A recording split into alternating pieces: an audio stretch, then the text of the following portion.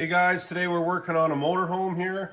The heater in the motorhome works intermittently. Once in a blue moon it seems to come on, but other than that it doesn't come on. The fuse is good in the fuse panel. The circuit breaker is good.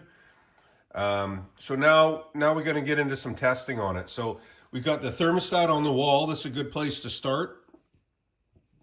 This unit here has a off and on switch down below and then a temperature switch up here. So you can just pop the cover off that.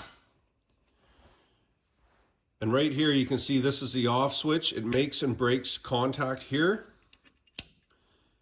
And if it's screwed to the wall, you can undo the two screws and flip it over. And this is a 2-wire thermostat.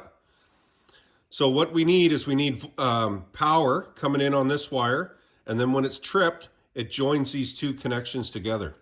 So if you have a multimeter, you can check it for continuity between those two.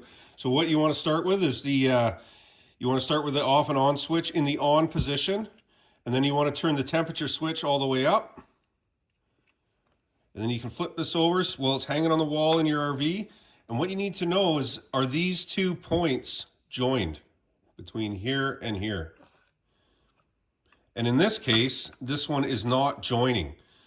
So that's what the problem is. We went and put a new thermostat on here. When I turn the switch to the on position and turn the temperature up, these two connections connect with each other. So if you wanted to actually confirm it, you could probably jump a wire from here to here, but I wouldn't recommend it based on the small gauge of wire that goes through the RV. It would be a shame to burn that up inside one of the walls.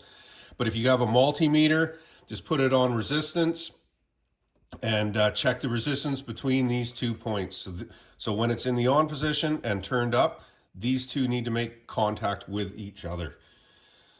There you go. Thanks for watching. Please subscribe. Have a great day.